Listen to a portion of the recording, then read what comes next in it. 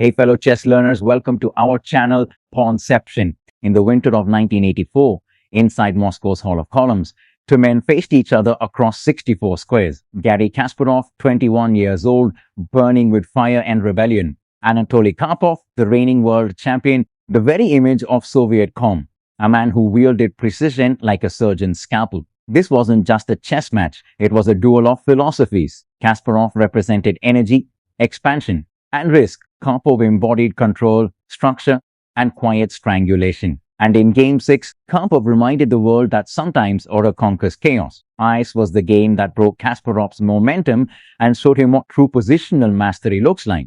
Kasparov opens with the queen's pawn d4, the call of a builder. Karpov replies with knight f6, flexible, cautious. Kasparov, like a storm waiting to rise, claims the center with c4 move. With e6, the queen's Indian structure forms. Karpov readies his defenses, quietly preparing a fortress before the first blow is struck. Kasparov brings a knight to f3, natural development and a guard of the d4 pawn. A prophylactic b6, Karpov plans to fianchetto the bishop to b7, or player queens bishop to a6 as the moves later show. White prepares his own kingside fianchetto through bj2 by playing g3. Black plays ba6, an instructive idea. Trade black's dark square bishop onto white's c4 pawn chain. Kasparov defends the c4 pawn and prevents bishop captures on b4 or c3 ideas. b3 stabilizes the queenside structure. Karpov checks with bb4 plus. It's a teasing probe, pinning or provoking Kasparov dark square bishop to commit. Kasparov blocks with bd2, a pragmatic reply that unpins and protects c3 squares. He avoids doubling pawns or awkward structures. Karpov retreats the bishop to e7. He removes the check threat but retains flexibility. He avoids exchanges that would ease Kasparov development. White completes his kingside fianchetto. This bishop will be a long-range officer controlling the central diagonal. Karpov castles, safe king, active rook on f8 potential. Kasparov castles too, both kings safe. Middle game strategy now matters. This is the moment when plans decide the game's flavor. Karpov strikes in the center with d5, the thematic response, challenge white c4 and d4, central control. It's like opening the field for cavalry to engage.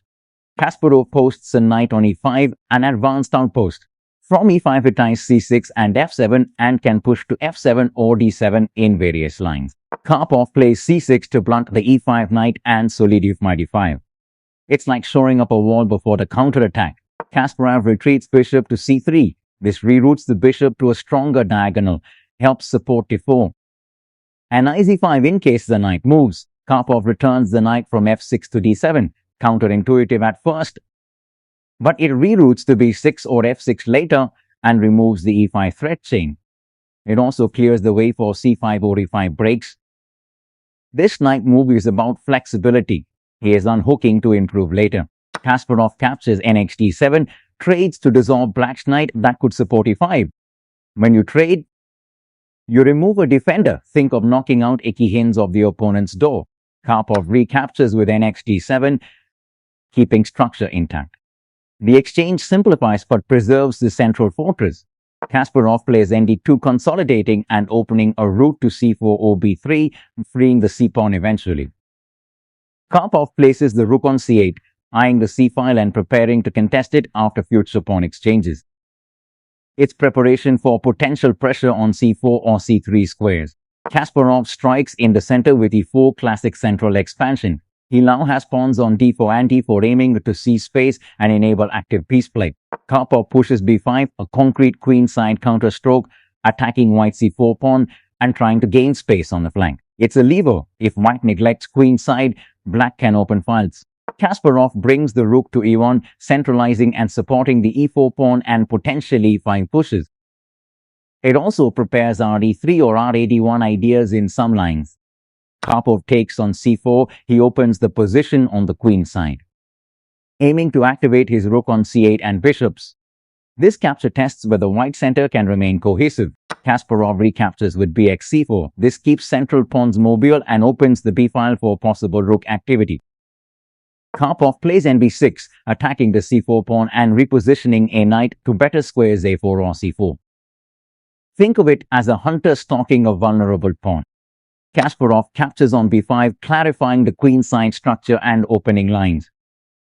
He sacrifices a pawn structure symmetry for active pieces and potential tactics. Karpov recaptures on b5, accepting the pawn exchange and opening the c-file for his rook. Kasparov places rook on c1, contesting the c-file and aiming at c8 where black's rook sits. He wants to neutralize black's activity. Karpov plays ba3, a striking idea, placing the bishop on the long diagonal to attack c1 and target the white rook while also eyeing the a1 f8 diagonal. It's a pressure move that restricts white. Kasparov retreats rc2, protecting the back rank and keeping the rook flexible. He avoids passive exchanges and prepares to shuffle rooks or bring the rook to e2. Karpov jumps ne4, attacking the bishop on c3 or eyeing b2 square. This knight is creating double threats. Kasparov retreats the bishop to a1. It may seem passive, but ba1 keeps the bishop along that long diagonal and avoids tactical nuisances. Karpov captures on xc2, trading rooks to reduce Kasparov's active possibilities and to relieve pressure on the c-file. Here he chooses simplification when he has dynamic resources. Kasparov recaptures qxc2, the queen remains on the board, but now the shape has changed. He keeps some pressure but must be careful of back rank and light square weaknesses. Karpov plays qa5, eyeing a2 and keeping pressure on c3 and the queen side. The queen now is active and flexible for eventual penetration. Kasparov retreats qd1, a modest yet practical move to reorganize and avoid tactics. He may aim qd2 or q2 later. Karpov brings the rook back to c8, doubling down on control of the c-file and potential pressure on c1 or c2 squares. He is emphasizing file control, like concentrating artillery. Kasparov plays nb3, repositioning a knight to dampen black's queen. It's like pulling a piece back to block an enemy lane. Karpov plays qb4, probing white queenside and tempting exchanges that could favor black. It eyes b3 and a2. Also sets latent pins or tactics. Kasparov strikes with d5, a central pawn break that opens lines and seeks to exploit black's slightly stretched queenside. This is a thematic liberating triumph. Push when position allows. Karpov captures zd5, taking the trade to remove Kasparov's advanced pawn and to reduce its space advantage. Kasparov recaptures the xd5, opening the e-file and maintaining a central pawn on d5 that could be a thorn or a target. Karpov plays nc3, a knight leap into white camp, an aggressive move attacking queen on d1 and forcing it to move, tactically taking a lead. Kasparov centralizes the queen to d4, blocking the knight's aim and controlling central squares. He also prepares to trade queens if needed. Karpov chooses queenside simplification with qxt4, exchanging queens to move toward an endgame where his small structural edges and better knights can be decisive. He prefers clarity. Kasparov recaptures nxd4 knights exchange and the position simplifies. Now it's a minor piece and pawn battle. The middle game becomes an endgame-like struggle. Karpov snatches a loose pawn on a2 and further weakens white queenside pawn structure. This knight is now far forward but potentially vulnerable. Karpov trusts his calculation. Excellent intermediate move. An advanced knight to c6 attacking e7 and b8 squares and seeking to unbalance black. It's a counterpunch that creates threats. Karpov responds with bc5, developing and contesting the diagonal. It also eyes f2 and supports central control. Kasparov plays bh3, shifting the bishop to an active diagonal aimed at rook on c8 and the king side, supporting central ideas. Karpov brings the rook to a8. It removes the rook from possible pins and adds flexibility on the back rank. Kasparov places bd4, centralizing a bishop to control key central squares. Karpov trades bxd4. He simplifies by removing a strong central piece from white. Remember, when you are ahead on technical merits, trade to reduce complications. Kasparov recaptures nxd4, bringing his knight onto d4, which controls central squares. Karpov plays kf8, a subtle king move that connects the rooks, steps off potential back rank tactics, and prepares to bring the king toward the center at the right time. Kasparov pushes d6, an advanced passed pawn. The pawn restricts black but must be supported. Karpov replies nc3, repositioning a knight to strike at d1 and b1 squares and to counter white advanced pawn indirectly.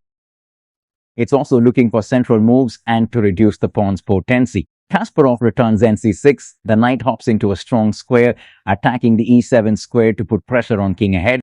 Karpov retreats bishop to b7 to keep an eye on knight on nc6 and reactivating it along the long diagonal and eyeing g2 and d4 squares. Kasparov plays bg2, placing the bishop on a calm but influential diagonal, reinforcing d5 and ready to support eventual pawn breakthroughs. Karpov centralizes the rook to e8, preparing to contest e5, perhaps prepare f6, and to put pressure on e4, e5 squares. It's a harmonizing move. Kasparov plays e5, occupying a strong central square and eyeing f7 and c6. This knight pressures black's position and tries to create tactical threats. Karpov plays f6, attacking the e5 and seizing space on the king's side. He is not afraid of opening some lines because his pieces are well placed. Think of it as pushing back an intruder.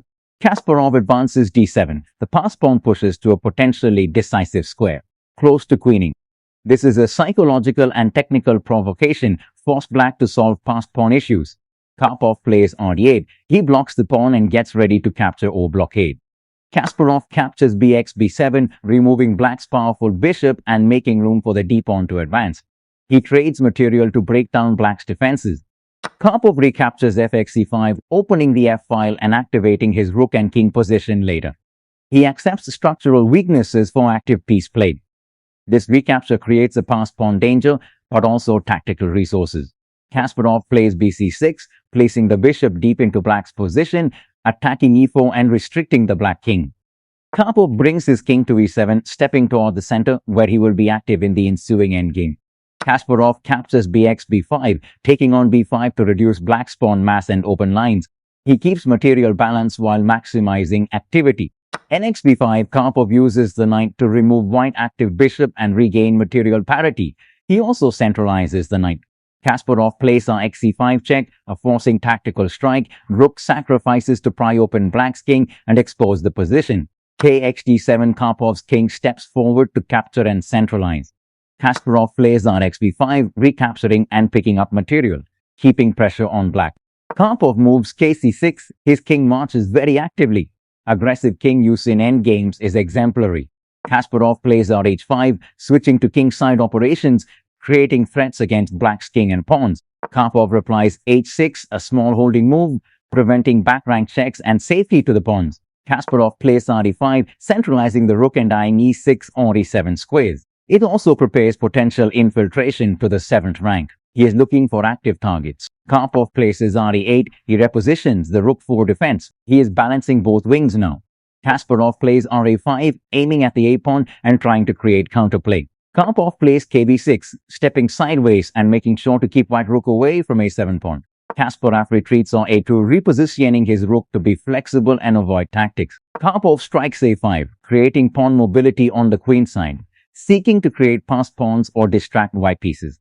Kasparov plays kf1, bringing the king towards safety and eventually to give his rook needed support. Karpov plays a4, pushing the queen side pawn further, fixing the structure.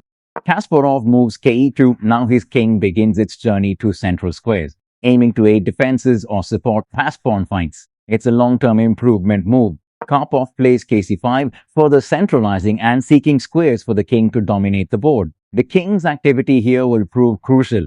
Kasparov plays kd2, improving king placement and compacting his forces for defense and possible counterplay. Karpov pushes a3, the pawn storm continues, and now the pawn becomes a potential queen candidate. Kasparov plays kc1, stepping around to keep defense tight and to possibly target the a-pawn. Karpov plays kd4, moving his king even more centrally and menacingly.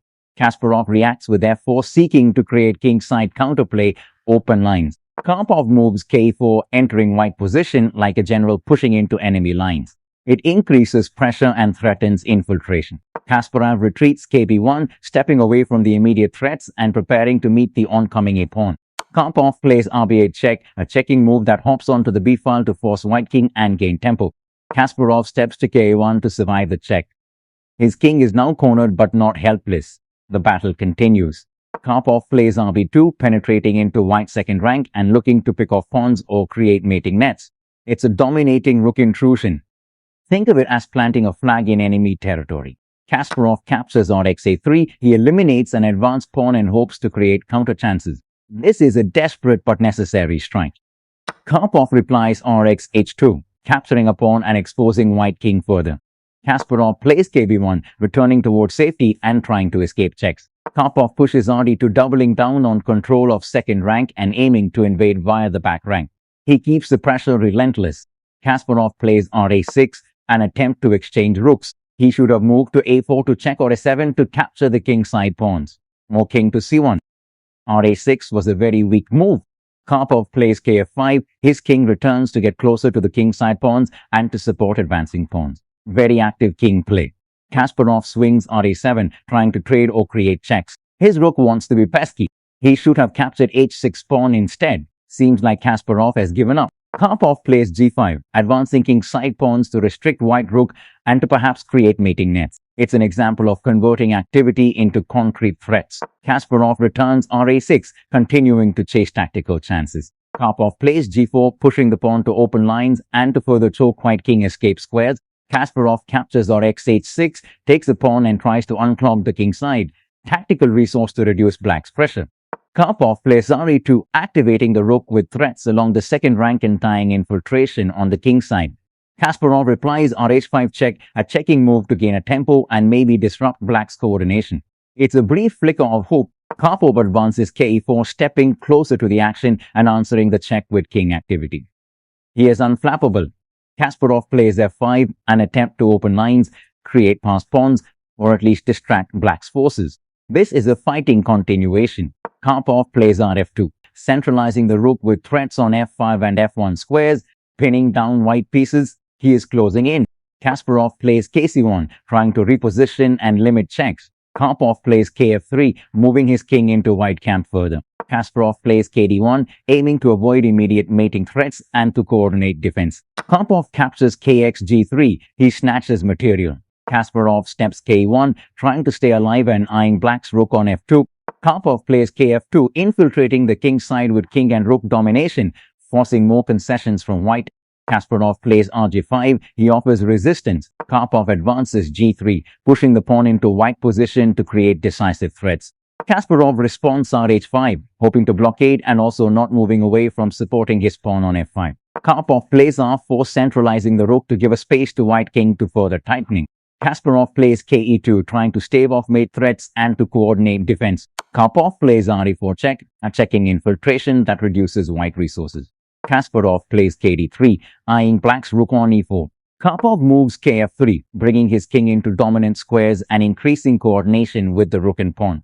Kasparov plays rh1, attempting to create a back rank blockade or to swap rooks. Karpov plays g2, the pawn marches dangerously close to queening. It's now a permanent threat and the decisive factor in many lines. Kasparov checks h3, aiming to displace the king and perhaps find a perpetual or delay. It's a last flurry of resistance. Karpov answers kg4, king steps out of check and remains dominant.